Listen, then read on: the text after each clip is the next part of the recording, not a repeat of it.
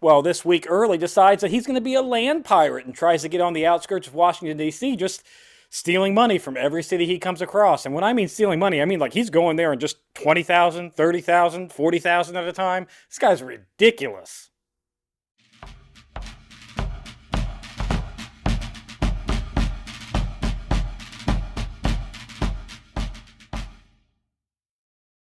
Hello and welcome to Civil War in Hindsight. I'm Lieutenant Tommy. With me, as always, is Prospector Johnny. And Johnny, it's a relatively short week. Only got a half-page notes, although it's not a great week for the Union.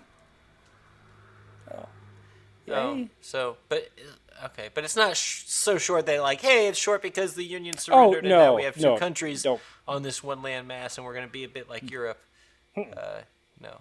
Three countries, I guess. Because Mexico's here. It would be four because there's Canada. Although technically, break the fourth wall. Canada is not actually Canada yet. They're still. Yeah. So get the hell out of here with that. Yeah, they're still like. Anyway. English. All right. So British. We're still doing this shit though. Is what you're saying. Yes. Yeah, we're still doing the shit. Okay. It's going to open up. New month.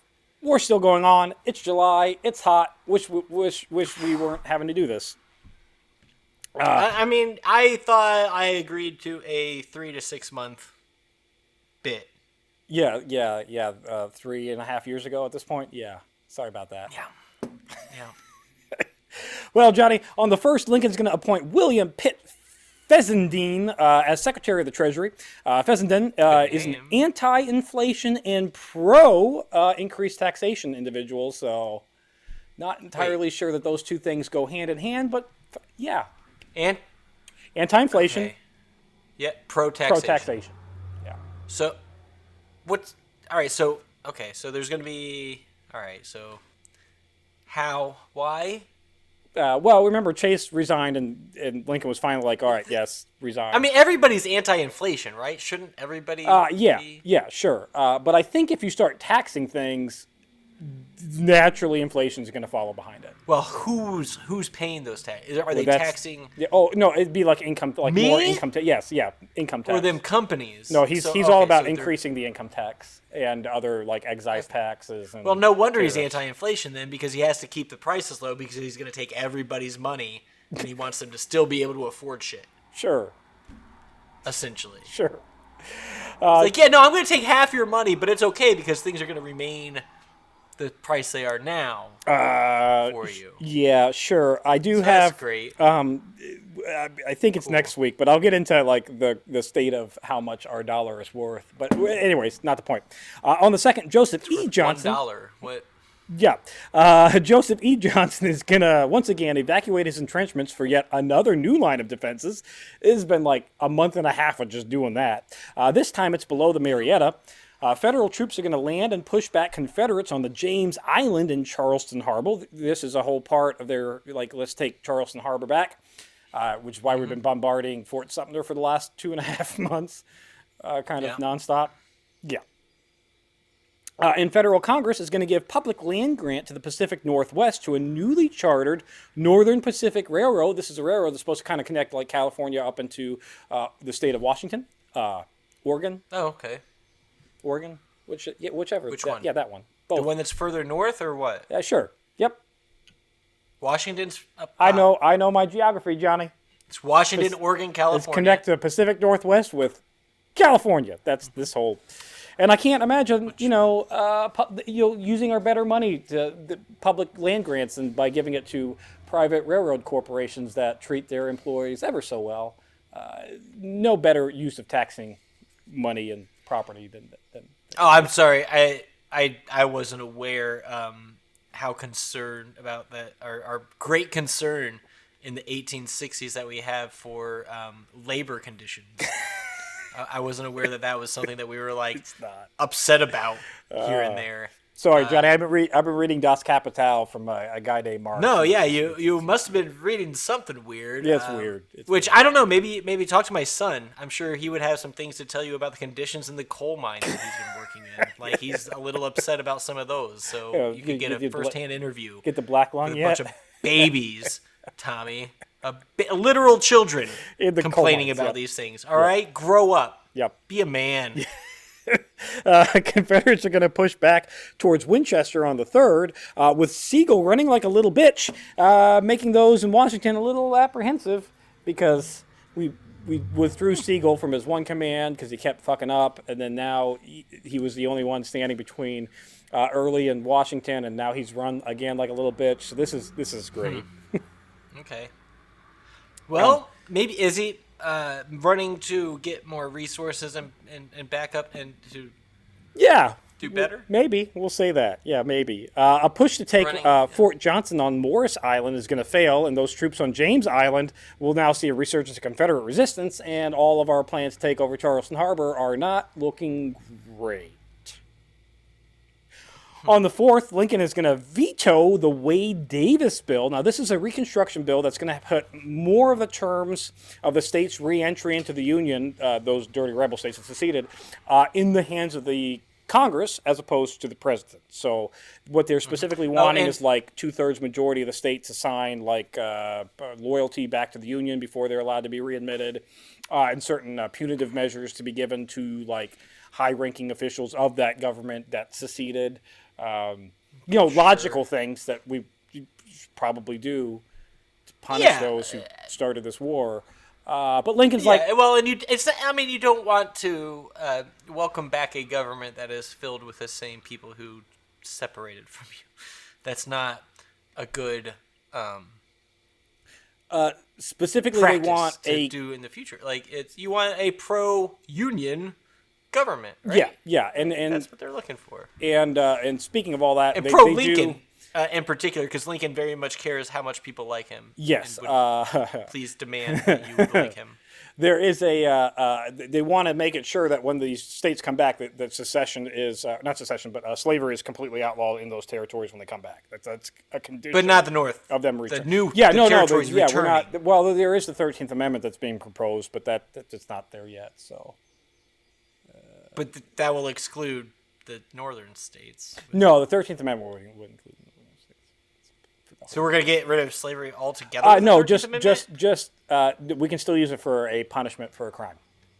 Oh, thank God. Yeah, okay. yeah. We're not going to get rid of it. So somebody can still profit off the backs of slave labor.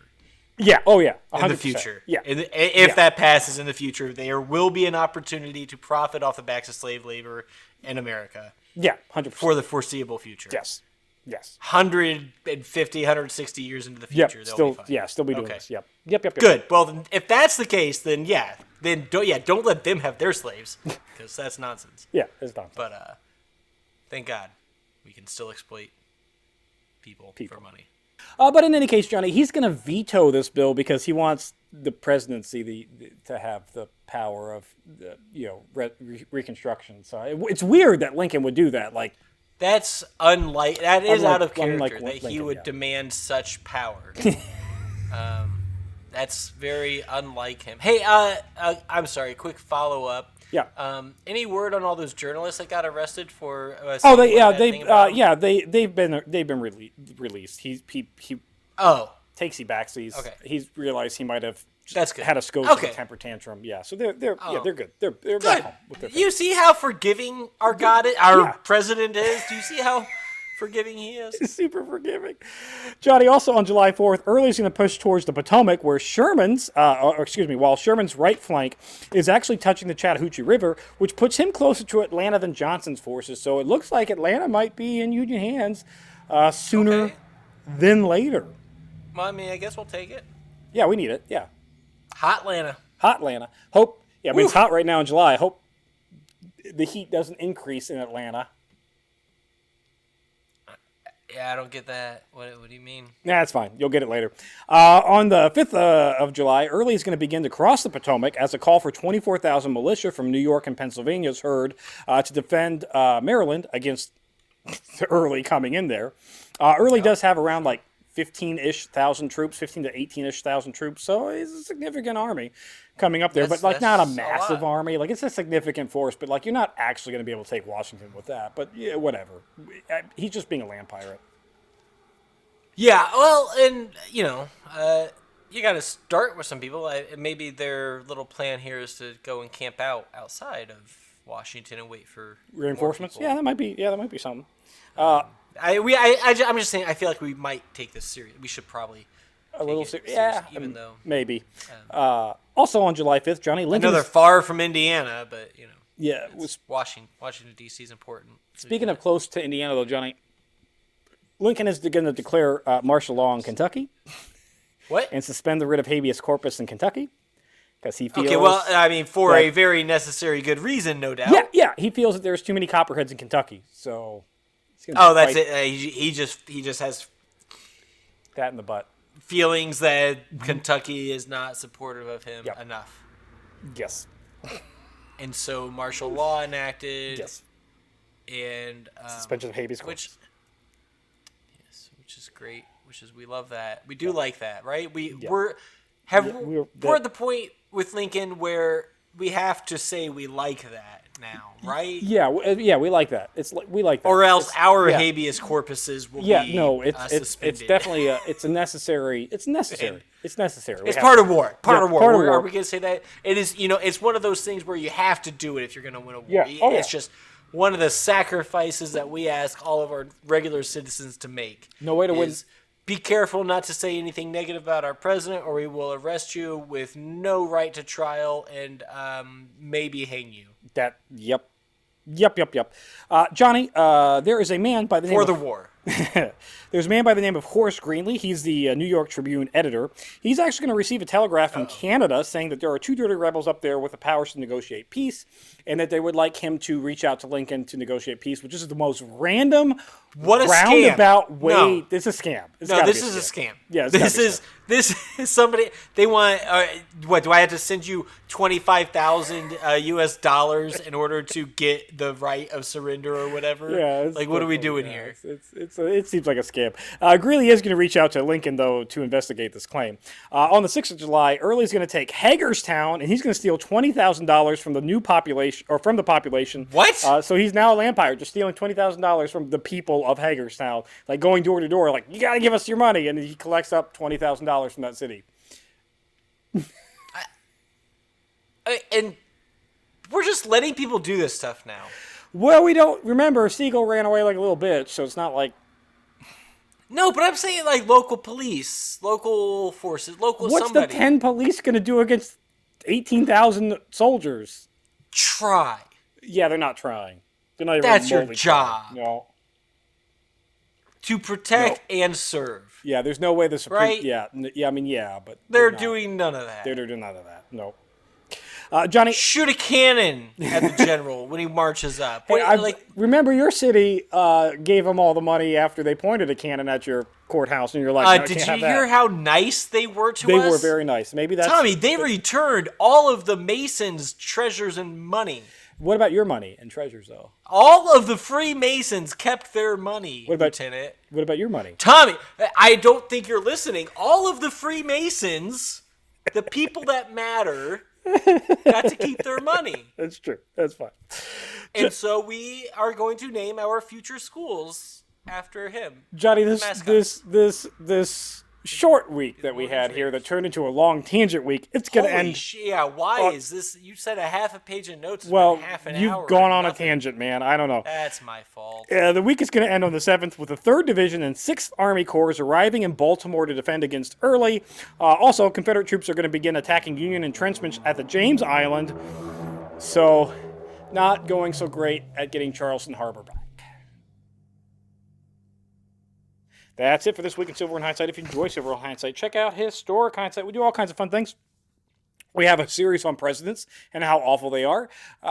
We have a series on samurai, and all the myths and katana bullshit. It was a short series. It happened a long time ago, but we did do it on that, and it's kind of something fun if you're looking at going back into our older stocks. And then we got shorts. Shorts seem to be doing really popular because people's attention spans are about 60 seconds. So watch those too.